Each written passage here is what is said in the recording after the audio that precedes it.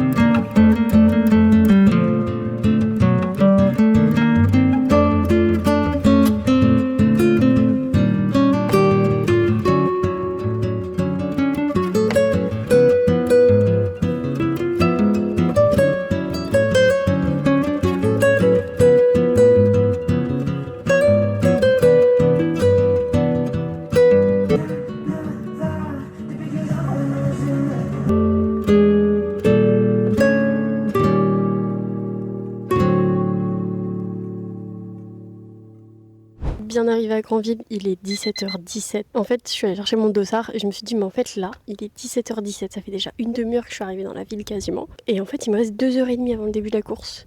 Sauf que, à la base, je crois que j'avais prévu de partir aussitôt pour aller genre faire les boutiques, me balader. Parce que je suis même pas sûre de faire les 17 km. Donc, je vais pas aller me balader pendant 1000 ans. Donc, en vrai, là, mon objectif, c'est de trouver genre un café un peu mignon dans lequel je peux boire un truc genre qui va pas me coûter une blinde. J'aimerais bien si possible moins de 2 euros, genre un petit sirop à l'eau, un petit truc comme ça. Comme ça je me pose et j'écoute mon livre audio, mais je sais pas trop. Parce que j'ai rien pris pour écrire, j'ai rien pris pour dessiner, j'ai rien pris pour... En fait j'ai rien. Je sais pas ce que je vais faire. J'ai vu qu'il y avait une librairie aussi pas hyper loin, je crois que c'est à genre 1 km, donc je pense que je vais y aller. Parce que 2h30 j'ai le temps, hein. Du coup là je vais manger quelques petits trucs aussi. J'ai ouvert un petit paquet de chips. Faut que je mette mon téléphone à charger. Parce que j'ai que 50% je crois. Mais sinon, la ville a l'air magnifique. Niveau météo là on est très mal. Parce qu'il fait extrêmement chaud. On dirait pas là mais... Il fait hyper chaud. En fait il fait chaud et lourd. Là il y a l'orage qui va arriver, je pense, je l'entends un peu au loin. Au soleil je pense qu'il fait genre 35. C'est pas possible pour courir ça en fait. Excusez-moi pour le plan en contre-plongée. Je voulais voir. En fait, je vous ai collé sur la vitre de la voiture. Et sauf qu'elle est penchée. Donc, petite contre-plongée sur mon front. Je crois qu'il est genre 18h50, un truc comme ça. Donc, il reste 1 heure avant le départ. J'ose prévenir personne de mes proches. Mais en fait, à l'heure actuelle, 1 heure avant le départ, j'ai hyper mal aux jambes. C'est vraiment un jour sans. Ça m'arrive souvent. Mais là particulièrement parce que j'ai fait que de faire des randonnées ces derniers genre 10 jours. Mais là j'en peux plus. Donc là je suis pas très bien. En plus il fait hyper chaud. Il y a eu un peu de pluie.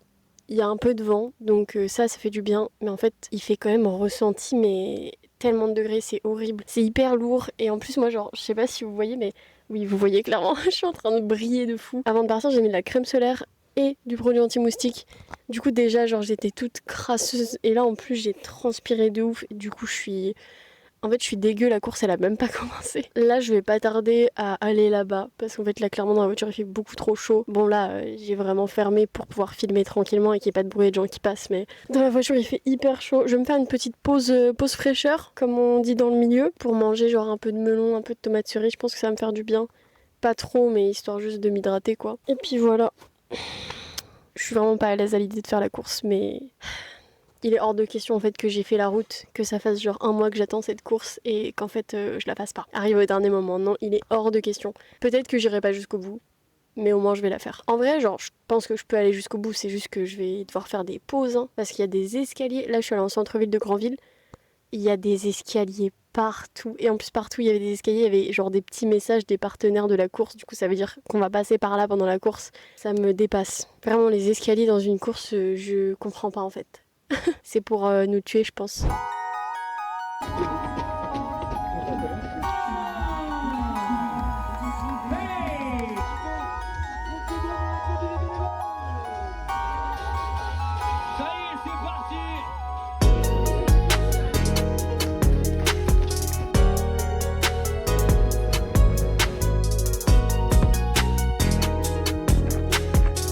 Je suis à la moitié, je me suis complètement déshydratée. J'ai récupéré une bouteille au ravito pour mon plus grand bonheur. J'en peux plus. Ça fait 1h02, j'ai fait 8,7 km.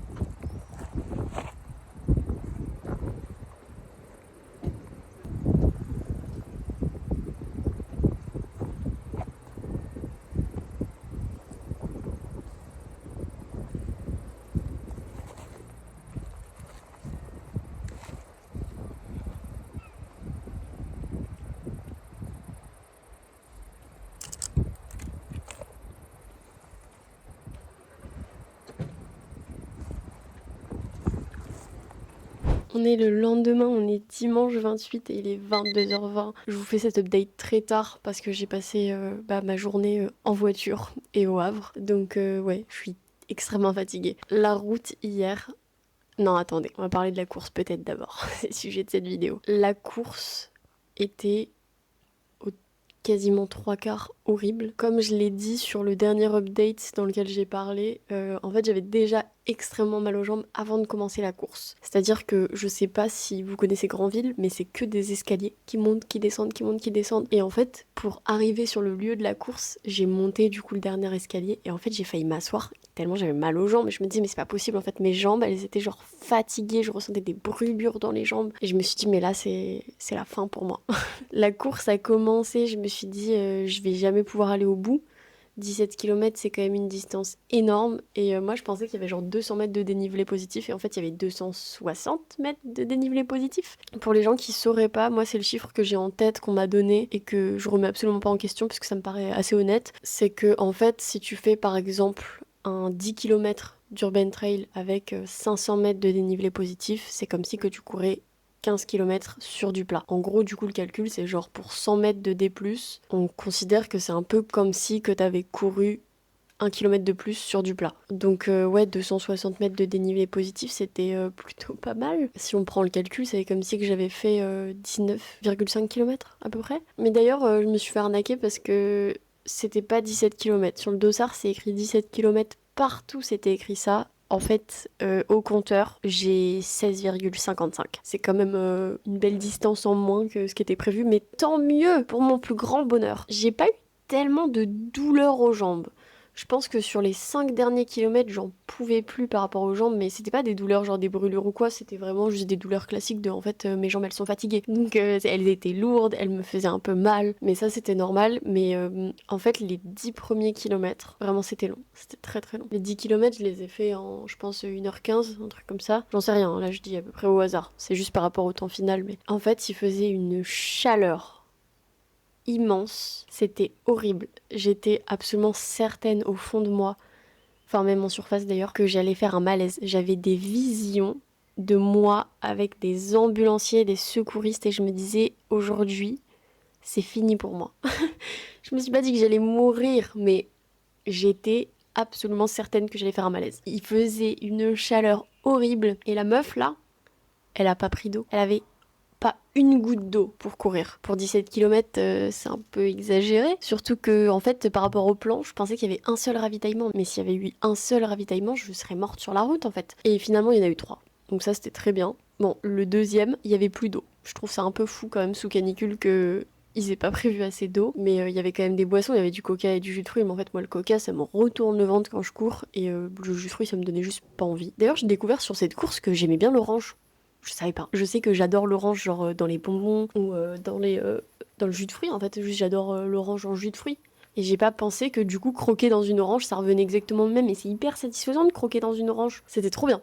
Vraiment l'orange c'était mon moment préféré. Donc la chaleur c'était un peu affreux mais heureusement et Dieu merci parce que j'aurais peut-être fait un malaise en fait avant le premier ravitaillement si c'était pas arrivé, mais je pense que genre tous les 500 mètres maximum, non peut-être 1 kilomètre, il y avait quelqu'un qui nous arrosait. Il y avait des enfants avec des pistolets à eau, il y avait des gens qui par leur jardin nous mettaient des tuyaux d'arrosage sur nous. Il faisait archi chaud. C'était vraiment... Et on a eu de la chance, on va dire, genre c'est que je pense qu'à partir du 13e kilomètre sur 17, il a vraiment commencé à faire beaucoup plus frais. Donc là, je me mettais quand même sous les tuyaux d'arrosage et j'étais en mode peut-être que j'arrête parce qu'en fait là, je suis frigorifiée. Même en courant, j'ai très froid. Sur les derniers kilomètres, il y avait vraiment genre des paysages, mais de malades. Waouh! J'ai pleuré d'émerveillement, c'était magnifique. Je trouve qu'en vidéo on se rend absolument pas compte de la beauté du paysage parce que en vidéo en fait la caméra est happée par le coucher de soleil.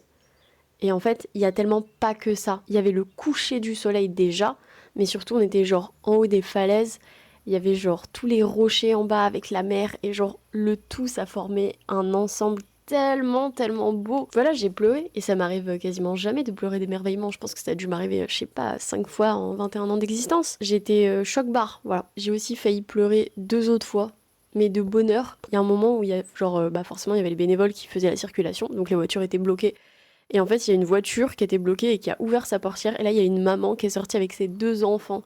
Et les enfants, ils se sont mis à hurler. C'était genre, allez, trop bien! Genre, ils étaient waouh, trop mignons. Ils devaient avoir, mais genre 6 ans, un truc comme ça, j'en sais rien. Ils étaient adorables. Et voilà, j'ai failli pleurer. Et la troisième fois où je sais pas si j'ai pleuré ou pas, j'ai peut-être eu genre une petite larmiche, mais qui est pas vraiment tombée, c'est qu'on est passé dans un EHPAD. et genre à chaque bout de couloir ou à chaque fois qu'on passait devant des chambres, il y avait les petits vieux genre qui s'étaient mis genre sur des chaises et qui regardaient tout le monde passer et qui encourageaient tout le monde.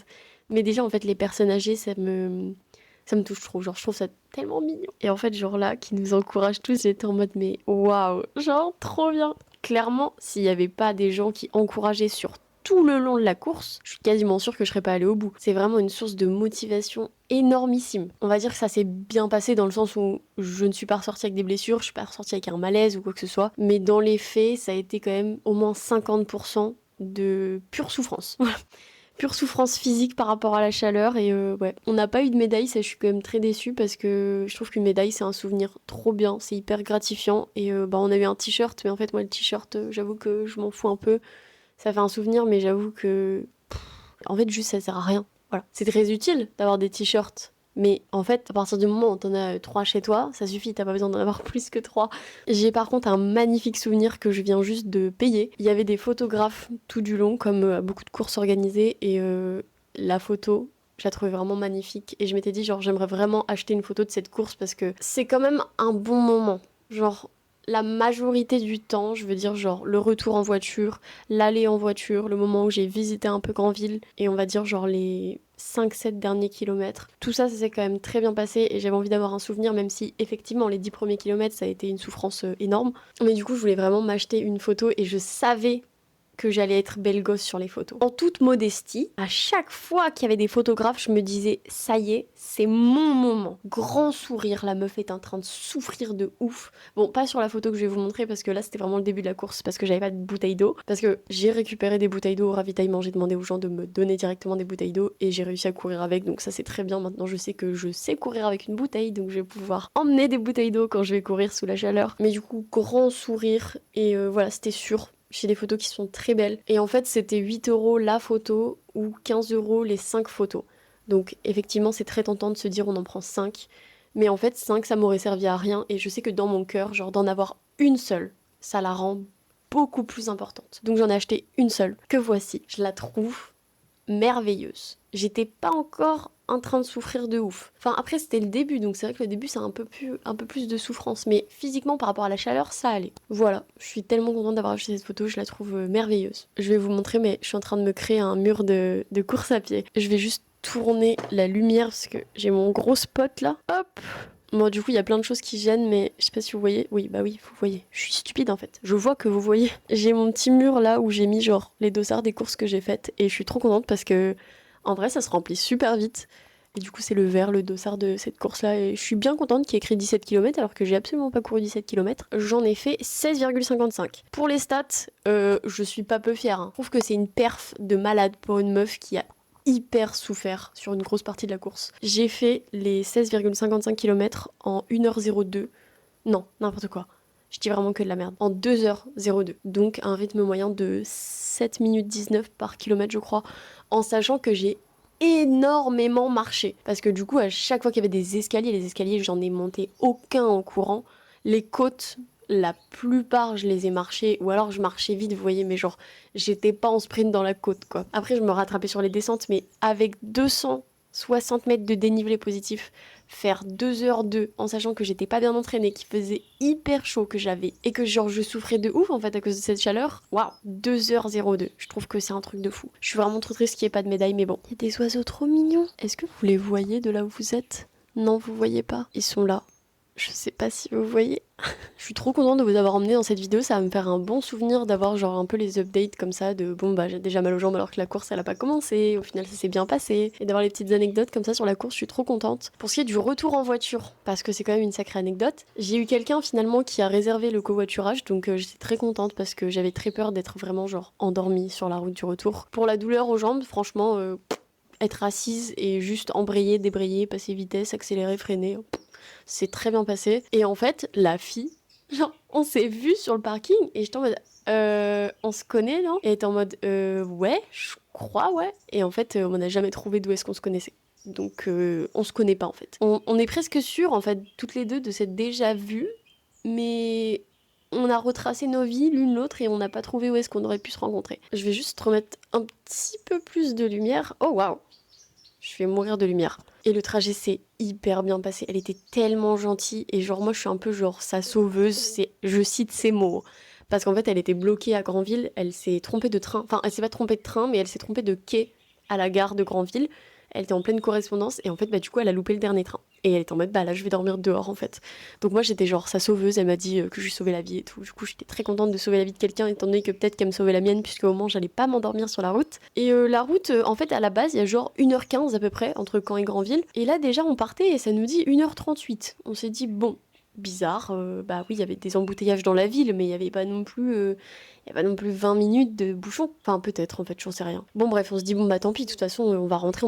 De toute façon, on va pas rester ici. Et en fait, je me suis arrêtée un moment, je lui ai dit, je suis désolée, mais genre, je vais m'arrêter là sur l'aire de repos parce que j'ai hyper envie d'aller aux toilettes. Et elle était en mode, ah, mais pas de soucis, genre, tu vas juste aux toilettes, enfin. Donc, déjà, trop gentil parce que ça aurait pu, genre, la saouler. Elle, ça faisait 3 heures qu'elle m'attendait à Granville. Et du coup, je m'arrête et j'étais en mode, ouais, ça fait trop du bien d'être, genre, l'adulte responsable qui conduit et qui dit, ok, là, on s'arrête, on va faire pipi. Genre, ça fait du bien de pouvoir genre écouter mon corps en fait parce que j'ai eu l'habitude quand j'étais petite, surtout que moi j'étais une grosse pisseuse de ouf, je le suis toujours d'ailleurs, et du coup bah j'étais genre la petite chiante en fait qui veut tout le temps s'arrêter tous les 10 kilomètres en fait pour aller faire pipi. Et bah en fait j'étais l'adulte responsable qui a fait sa pause, sauf qu'en fait j'ai été beaucoup moins responsable dans mon choix de route parce qu'en fait en sortant de l'aire de repos je me suis trompée de côté.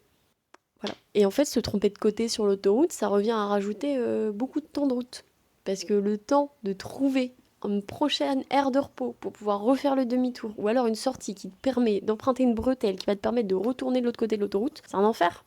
Donc voilà, on a eu 35 minutes de plus de route, c'était horrible. J'avais l'impression que pendant au moins 1 heure, il y avait écrit « il reste 1 heure de route ». Donc voilà, en tout on a mis 2h20 à faire la route. Et mais en fait, moi je suis pas une meuf de la conduite. Moi mon permis, ça fait même pas 6 mois que je l'ai. Je suis pas une grande conductrice en fait.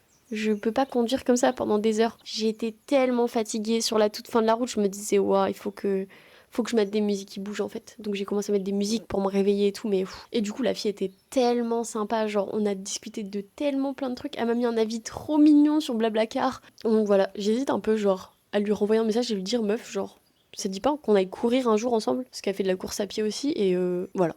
Elle était trop gentille. J'espère que cette vidéo aura été un peu organisée parce que je sais pas trop, là j'avoue que j'ai pas encore fait le montage, j'ai juste monté la première partie, donc j'espère que ça va quand même ressembler à quelque chose parce que moi j'ai l'impression de absolument rien avoir filmé. Déjà j'ai pas parlé pendant la course, ça c'était évident, en fait j'étais morte de chaleur, en fait j'étais incapable de parler, je respirais, je faisais des genres comme ça, j'ai vraiment l'impression que j'allais faire un malaise à tous les instants de la course. Je suis trop contente de l'avoir fait, je suis hyper fière de moi, mais je ne referai pas une distance pareille sans être assez bien entraînée et surtout sans avoir d'eau. C'était tellement irresponsable de ma part et en fait je pensais qu'il fallait genre un entraînement pour savoir courir avec une bouteille. Donc je m'étais dit je ne peux pas courir avec ma gourde.